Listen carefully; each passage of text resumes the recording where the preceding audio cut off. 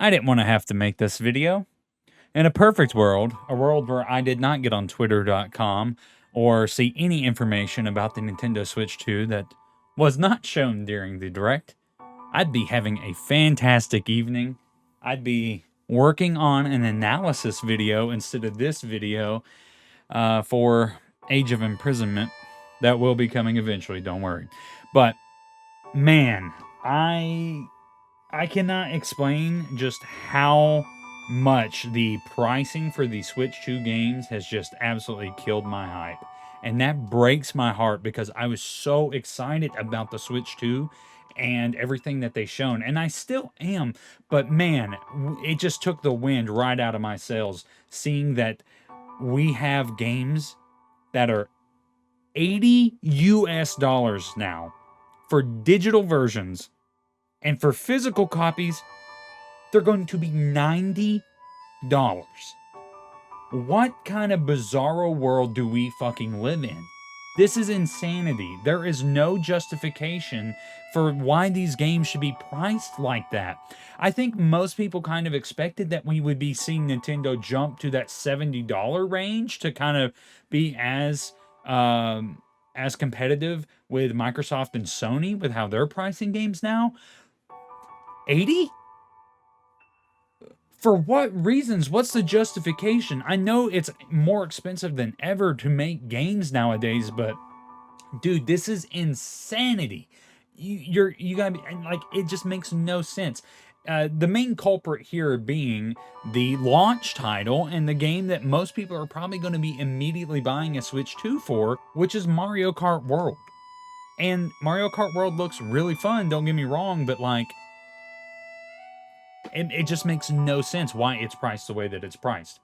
It's priced at $80, but we have a brand new Switch 2 game, an open world Donkey Kong game, Donkey Kong Bonanza, which looks awesome. It looks like if you had a Breath of the Wild Tears of the Kingdom Donkey Kong game with like Minecraft mining mechanics where you get to dig around. It looks really fun, and I think it's going to be a huge hit for the Switch 2, and it's a type of game that Donkey Kong has deserved to have for a very, very long time.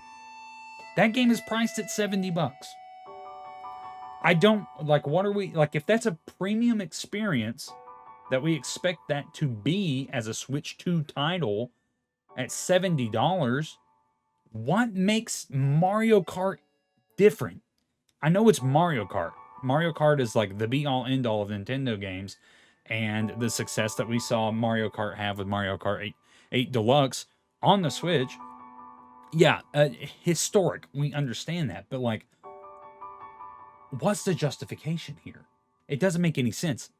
There's a lot of other games that are also listed in that $70 to $80 price range, and like, does it suck? Yes, but like, I kind of understand it for them because these are games that have like some kind of additional content added onto it or a DLC. Look at, Kirby, and look at Mario Party Jamboree for an example. These have additional content lumped in with them. This is kind of like what we saw with like Bowser's Fury a few years ago, where it was you could buy the game and then there's additional content.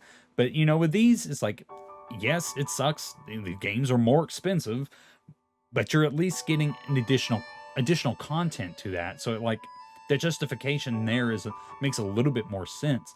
But for certain games, like Breath of the Wild for the Switch 2 edition is $70? Are we being fucking for real right now? Listen, I love Breath of the Wild. Do not get me wrong. I have the collector's edition right down here. I've played more Breath of the Wild than I care to remember. I love that game. It is super important to me as a person, as a content creator, as a Zelda fan. There is no justification for it to be $70 in 2025. Are you fucking kidding me? That is exorbitant. That is just greedy. $60 at most. At most. This is a Switch 1 game, right? I don't know what it's retailing for now. I know it took forever for it to go on sale because it was this premium. It was the Nintendo Switch game. Like, I get it. But $70 US for an 8-year-old game that's getting a graphical and performance update. That is insane. With Tears of the Kingdom, we kind of painted ourselves into a corner there at selling it at $70 originally. So if you have an upgraded version, it's naturally got to be more than that, right? So like the $80 justification for it, still not great, but like, you know, it's more recent. It's the definitive open world Switch Zelda game. And like I don't like it, but I understand why they priced it at $80. But for Breath of the Wild to be 70 as an 8-year-old Switch game, insane. Absolutely insane. There's also just these really weird decisions that they're doing with physical media. You know, you can buy physical games, but they're game key cards or whatever the terminology is that they're using, and it's not a physical game, it's a blank cartridge. You just have a download key. So you're essentially just buying a blank cartridge in the case for the game. And it just begs the question of who wants that? What purpose does that serve? Who is that for? If you're going to go through that trouble, just put the game on the card. You know what I mean? Like, you're shipping that out anyways. You're spending the money to have physical media on store shelves. What purpose does it serve to not put it on the card? I mean, like, if you're trying to move away from physical media, just say that. I feel like that would be a lot more palatable than whatever this kind of crazy decision is. You know what I mean? Because this does nothing but just tell people, I'm just going to buy it digitally. You know, and that sucks because I like collecting physical games. Echoes of Wisdom was the first Zelda game that I had to buy digitally because I couldn't get a physical copy. Nowhere near me had a physical copy, and I wanted to play it day of, and I didn't want to pay for it twice just to have a physical version.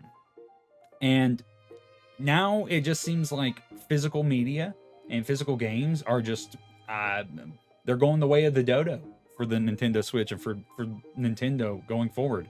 And like, I'm sure there's cost, you know, there's you know, a big cost to shipping physical media like this, and they want to get away from that because they want to save as much money as humanly possible, apparently, and just, you know, rake in as much as they can. But like, I just don't see who this is for. And especially when you're pricing those physical games at higher rates. Like, it just doesn't make sense. And it's so worrying to me as someone who's seen Nintendo make really boneheaded decisions and stupid marketing things and, you know, turn that around and really capitalize and do these really exciting and consumer friendly type things that they did with the Switch coming from the Wii U. And seeing this kind of shit just makes me really worried that we're going to be in another Wii U situation. And not for the reasons that the Wii U failed either. People want a Switch too, but my fear is that you've priced them out of it. You know, the console is $450. I kind of expected it to be $400. $450, personally, I think that's a fine entry point, especially for what you're getting. 4K HDR, 120 frames per second. Huge. In no reality did I think that was a possibility. 4K 60 was a dream. We are living in like unprecedented times where Nintendo has 120 FPS. Unreal. But 450 for the console as a base, not the bundle, which I'll get to that in a second, but that's very reasonable for the type of hardware that you are getting, and I'm perfectly okay with spending $450 for the console. Makes sense. I think that's fairly priced. If you look at the bundle with Mario Kart World is $500. You're essentially paying $50 at that point for a digital version of Mario Kart World. It's $30. The only justification I see for this is to push hardware sales.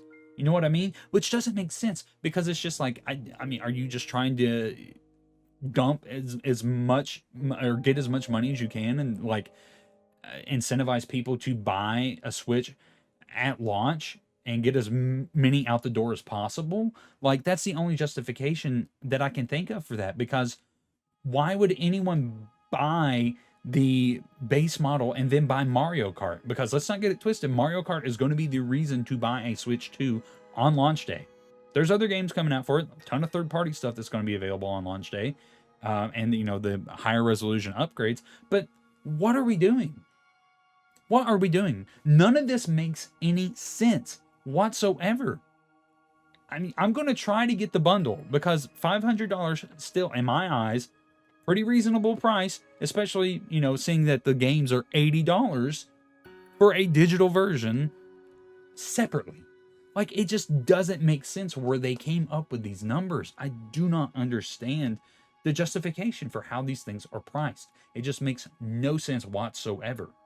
I'm really, really worried that if they don't change something, or if they don't provide some sort of reasonable explanation as to why they are pricing things that they are, that the Switch 2 is not going to perform very well out the gate. It's going to sell. People are going to buy it regardless. But we're not going to see it have the longevity or like the install base or the the prolonged success that you saw with the Switch if we're doing these kinds of just needless, greedy, scummy things. It's not going to replicate the Switch's success because the Switch is an anomaly. Let's not get it twisted. But like, you want this thing to be as successful as you possibly can. And the intention there is to get those people who have a Switch to upgrade to the Switch 2.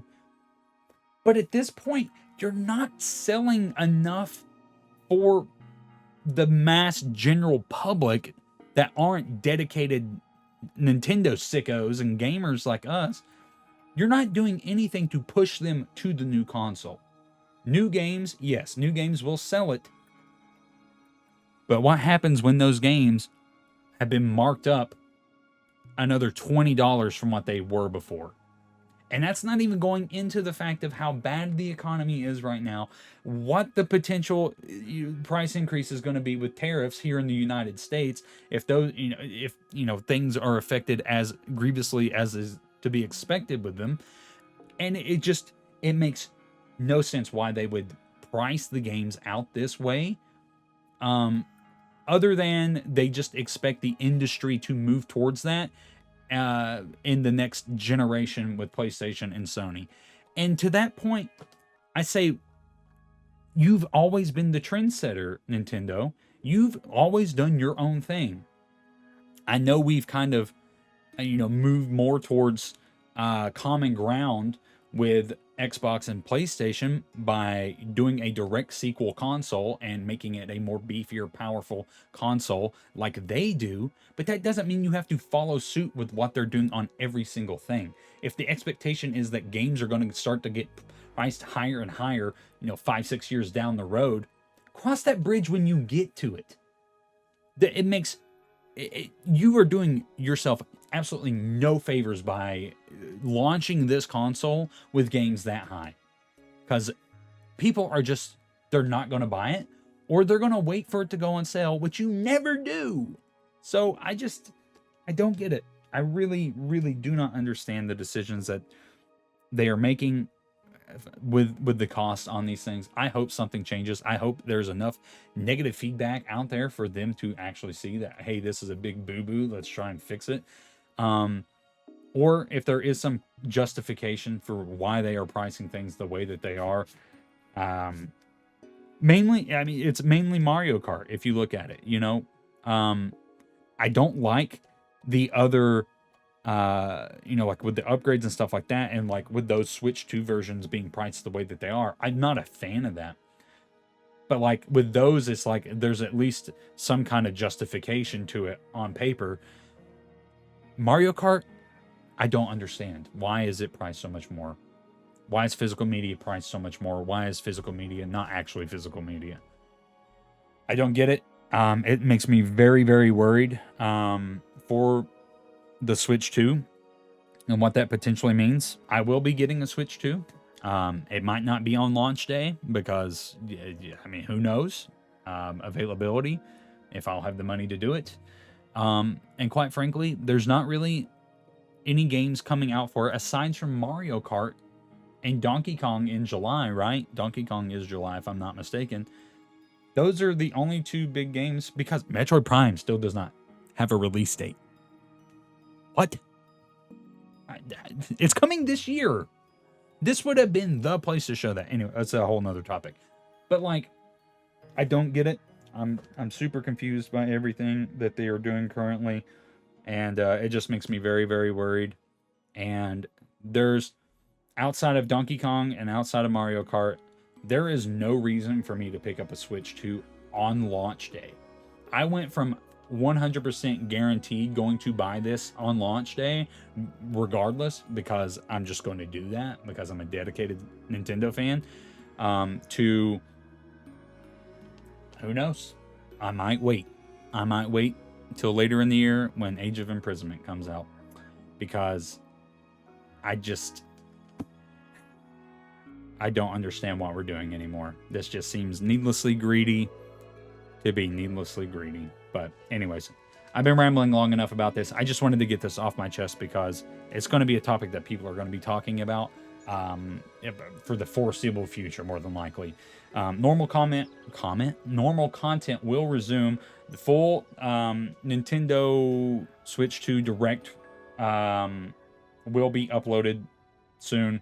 And then we'll hopefully have an Age of Imprisonment analysis or some kind of breakdown or something going over that hopefully pretty soon as well. And not to mention Nintendo Treehouse coverage if I get the chance to watch any of it. Yeah, there is so much to talk about with this. And I'm excited to talk about it with you guys. So please let me know your thoughts, questions, concerns, and just anything that you have to say on this, because I would love to know what you guys think. And yeah. That's going to do it.